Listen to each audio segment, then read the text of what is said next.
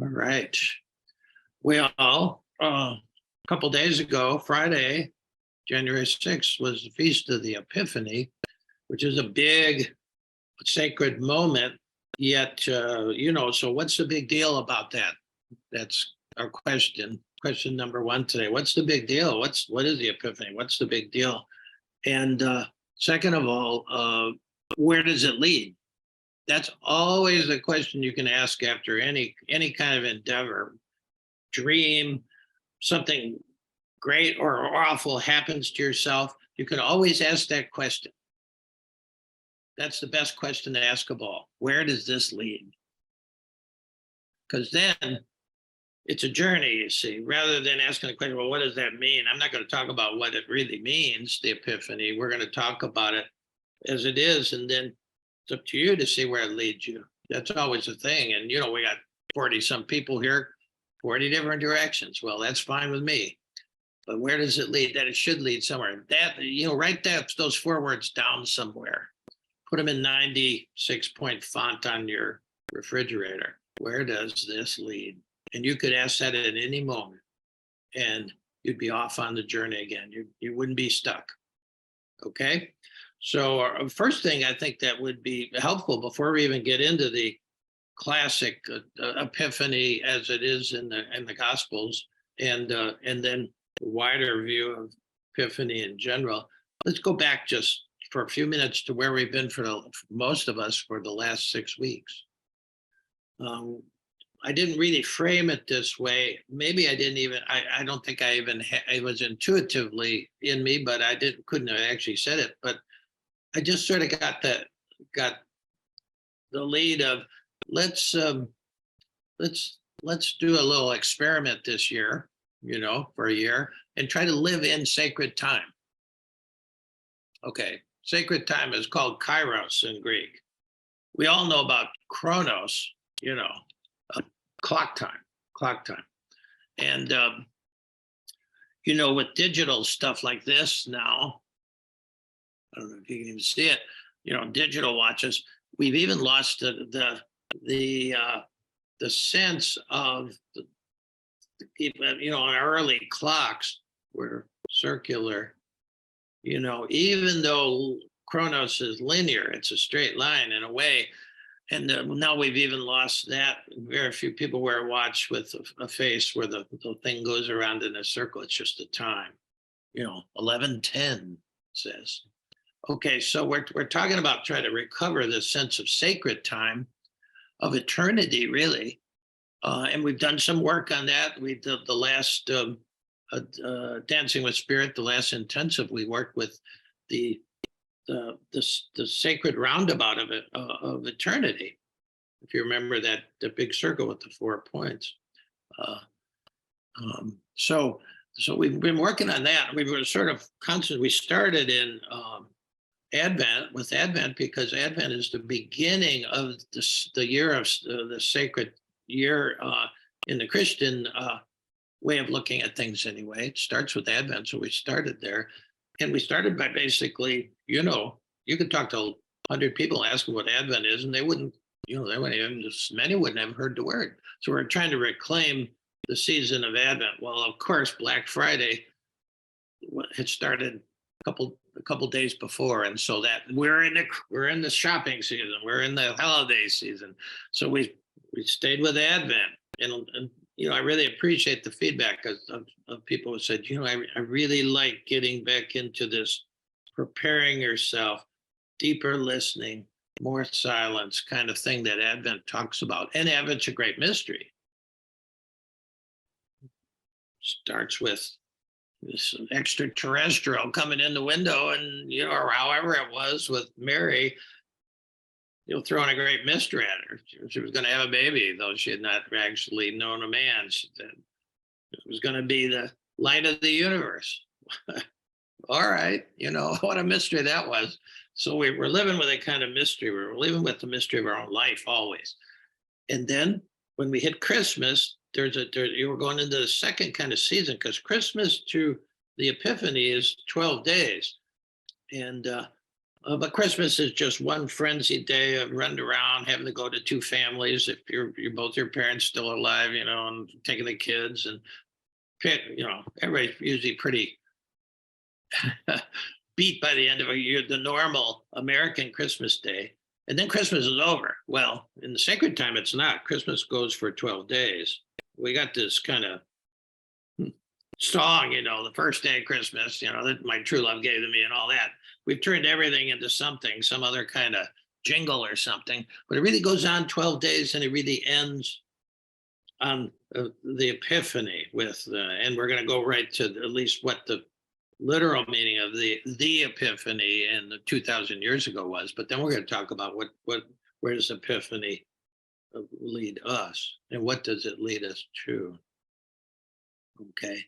I don't know. What do you get on the first day of Christmas my true love gave to me? I forget what it is. But, we got partridges in pear trees and we got leaping lizards or whatever. We have all this stuff, but what is all that? That's just all, it's just all jazz, just all fluff. What is the Epiphany?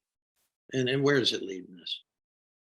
Well, all right, we got these little figurines maybe of these three wise guys, the three kings or whatever. We three kings of Orient.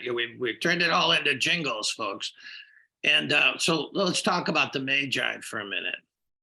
Magi is the plural form of the word in Persian. It's a Persian word, and the word in Persia is magus, M-A-G-U-S. And so there's three maguses, so we call them the Magi.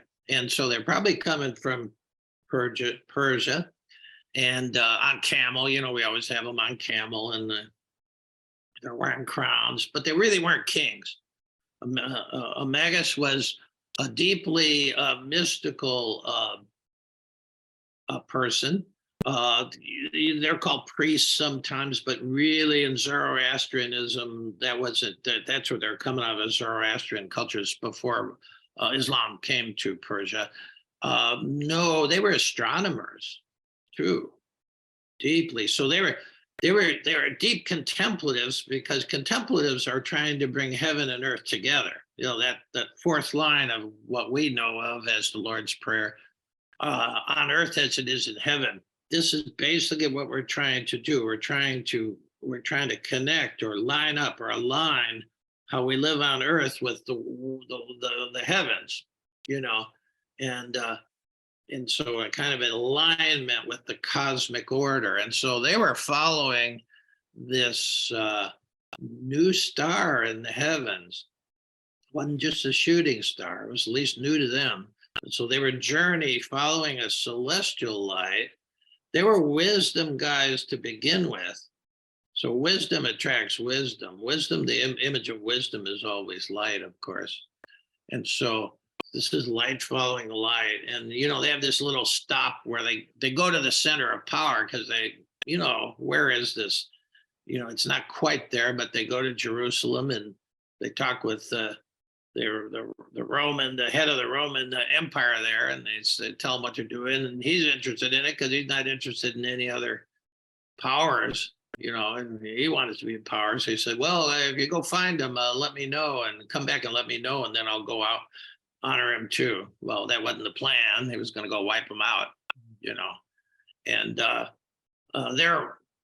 they're wise enough to know that, and they never did that, So they go down to this out of the way place, and they found this homeless couple, poor, couldn't even stay in the inn, and a little baby. That's the surface of things, but it led them there. And then the real meaning of Epiphany is very much of the words we have in our gospel were written in Greek, epiphanos, Greek word, and it means to see through. They saw through the surface of things, and they saw a great light in this child, and they gave gifts to it. That's sort of the surface of it. And then they beat it with the camels and avoided Jerusalem and went home. But that was the deal. They wanted to find this a correspondent great light, and they found it in the child, poor child. It's interesting. They find it far from the center of power. They find what they're looking for far from the center of power, you know, and they give gifts, gold, frankincense, and myrrh. These are just things that were really great stuff then. Now you'd give them, a laptop, or I don't know what you'd give them, but those are the big things then. And then they left. And I mean, imagine the mystery of all that. Imagine if there were any shepherds there checking the whole scene out, like, what is this? How did these guys hit the lotto? What are they seeing? Well, they saw this inner light. So that's what Epiphany really means. This is the Epiphany, supposedly, and it probably was. But the fact is, when you see through the surface of things to something deeper, that's Epiphanos. That's what the Epiphany means. And where did that lead? And how do you get there? How did these wise men get there? Did they just, were they born that way? I doubt it. They probably had their own kind of practices, including watching the stars. We don't so much navigate by the stars now. We have navigations on our phone or whatever, but those were the navigation points, the cosmos. And they said something great's happening because something great was happening up there. And so they tried to align these two things, you see. Called the Star of Bethlehem now, but who knows what it was? The astronomers talk about it, but we don't really know. But we know that what it's symbolizing when you're aligning a force, and you're bringing it actually into a human being, a baby, a poor baby, no less. And they were bound to that. Interesting. So, I don't think maybe actually, when you read Matthew's gospel, Joseph's not even there. It's just Mary and the baby. So Joseph's already disappearing from the scene. He'll come back in. They'll be further refugees. They'll go to Egypt to get away from, the attempts to kill. You can't kill really what they found, but you know how power is. And so they spent some time as refugees in Egypt. And refugee, we don't look at refugees that way, as having power and as having wisdom. No, we don't look at the poor that way. So this is quite deep when you really break through the surface of the way we put it on Christmas cards and stuff. This is finding some kind of alignment with the cosmos in a great event. There's things in the Buddha's life just like that too, and in Padmasambhava's life, the Buddha of Tibet.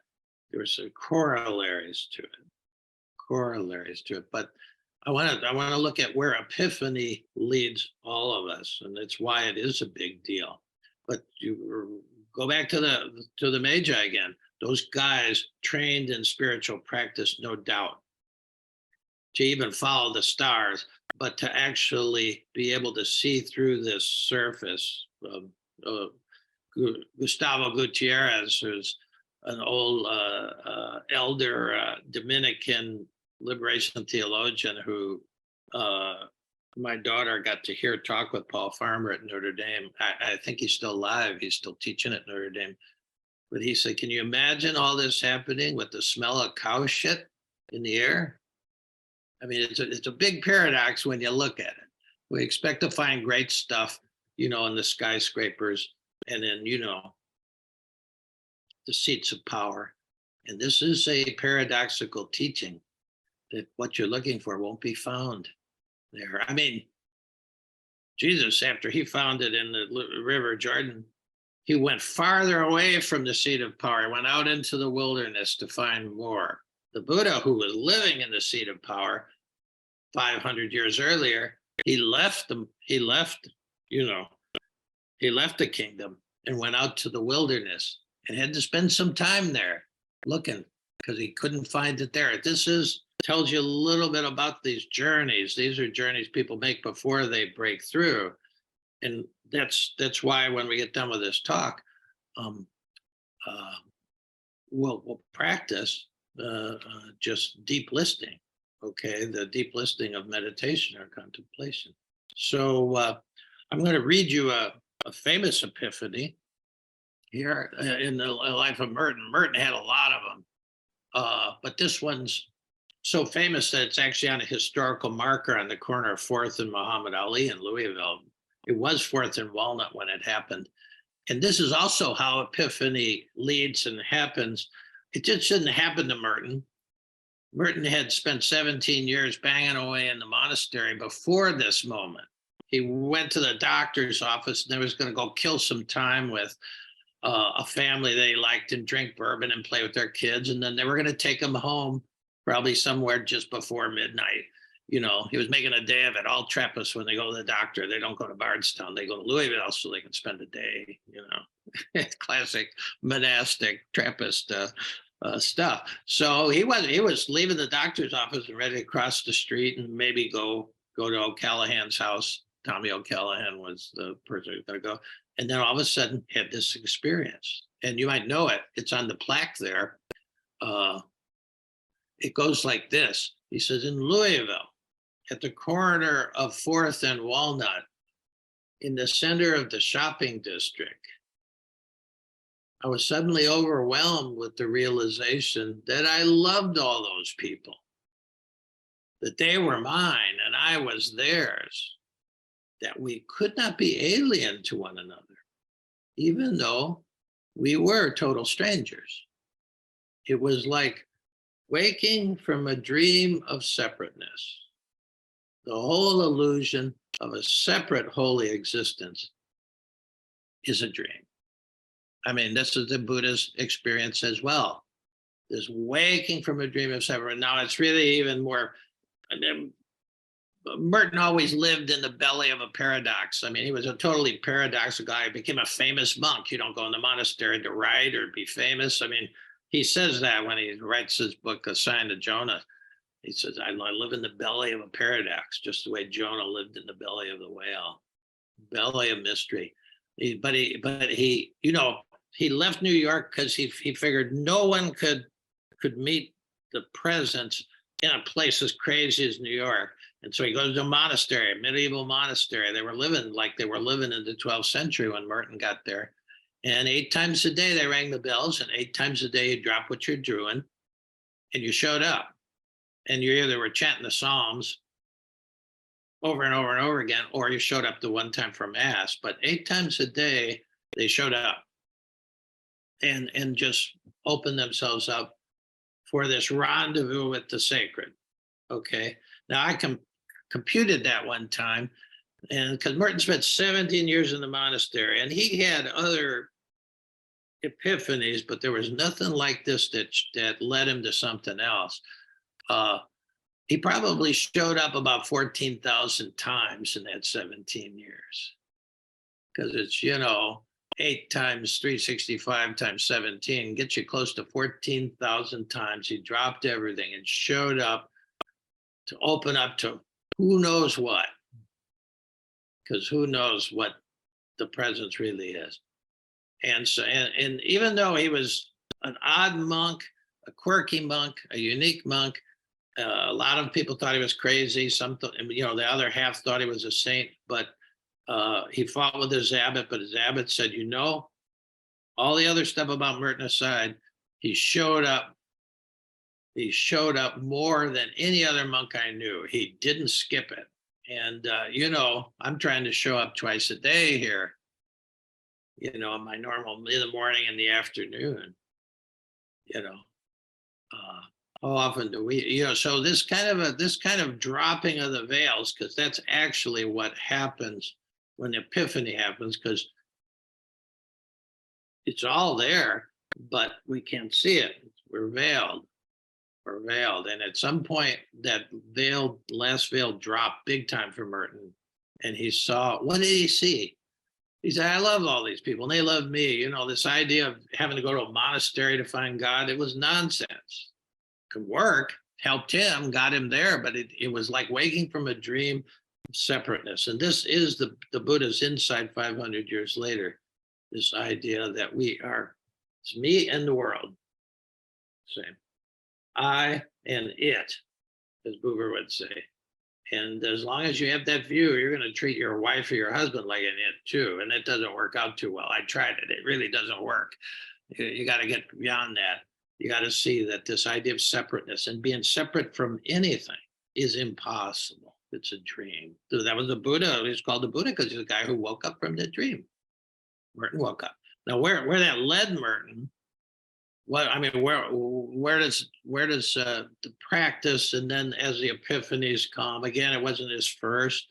He wrote just beautifully all through his life, where he saw through, but then he'd be back. He saw through them, but this changed his life. This was in March of 58. He had 10 years left. He didn't know that, and then he till he graduated. But in that 10 years, they were very different. It led him into the world. His writing totally shifted, where he wrote about race, war, peace, everything that these people in the street were dealing with. And he realized that that wasn't separate to chant the Psalms. That wasn't separate from Mass. That was it. See, and so it leads you into everything. So, Epiphany, when you actually get to it and it becomes strong enough, leads you to what's called Theophany. Now that's, so this Merton made this journey from confusion, because his first 27 years of life he's brilliant, but confused and came to nothing. He thought of even killing himself at one point, jumping out the window of the second floor of a building. Glad he didn't do it, but he was in confusion. And then he went into a contemplative order. So there's confusion, and then there's contemplation. Okay. And then there's compassion. In his 10 years after that, a week before he died, Merton was on his Asian journey by that time, and he was in Sri Lanka, and he went to this place in Sri Lanka where they had these huge statues of the Buddha. This is what the cover of the Asian Journal looks like. It's got a picture of what Merton thought was a sleeping Buddha, but it was really the Buddha's position as he graduated and went into the next whatever. Merton didn't know that. He didn't know that this was December 3rd, 1968. He didn't know that on December 10th, 1968, he'd be graduating. He didn't know that. And I'm going to read you a little bit. This is not just Epiphany. This is Theophany. And that Theophany really means everything you see radiates this light. Listen just a few words from the Asian Journal. Sylvia Boorstein, who is one of the great mindfulness teachers, she was a Jew by, raised a Jew, but now she still is a Jew. She recovered that as Merton, with Merton's help, she recovered her Jewishness. But she said, if I were going to go, the answer to the question, if you were going to a desert island, what book would you bring? She said, I'd bring Merton's Asian Journal. Very interesting. Very interesting. Well, anyway, here's his encounter. He says, I'm able to approach the Buddhas barefoot and undisturbed, my feet in wet grass, wet sand. Looking at these figures, I'm suddenly almost forcibly jerked clean out of the habitual half-tide vision of things, and an inner clarity, as if exploding from the rocks themselves, became evident and obvious. The thing about all this is there is no puzzle, no problems, and really no mystery. All problems are resolved and everything is clear simply because what matters is clear. And then he says, everything is emptiness and everything is compassion. I don't know when in my life I've ever had such a sense of beauty and spiritual validity running together through my veins. Surely with Paula Nerua, my Asian pilgrimage has come clear and purified itself. I mean, I know and have seen what I was obscurely looking for. I don't know what else remains, but I have now seen and have pierced through the surface and have got beyond the shadow in the disguise. Yeah. And just what he said, the rocks were exploding with this. That's the mystic realm, because I went from confusion to through contemplation, this hard work of just showing up, dropping the veils, dropping the thoughts. Thoughts are veiling it. The only reason you feel like you're separate from God is because you think you are. It's a thought. It's the most pernicious thought there is, but there it is. And so you drop all these thoughts as he had to, chanting the 150 Psalms over and over and over for 17 years, going to mass every day. He showed up, and then gradually he said, to actually see behind the veil and the disguise to what's real. And then he says, everything is empty and everything is compassion. So he go from confusion to contemplation to being a compassion. And little did he know how true that was, because a week later, graduation. So maybe he had completed the circuit. You don't know really how many people complete the journey in this life. But he had a lot of unresolved stuff. I don't think that mattered. He had become a mystic, and a mystic sees everything, radiating the life, the energy, and the light of the divine. Yeah. So, that's really the center of the heart-to-heart model here. We have a teaching, but then the heart of the heart-to-heart is this next part where I shut up, and we're in the silence, rendezvous with the sacred in the silence, not through words, but in the silence. So I think that's enough for now.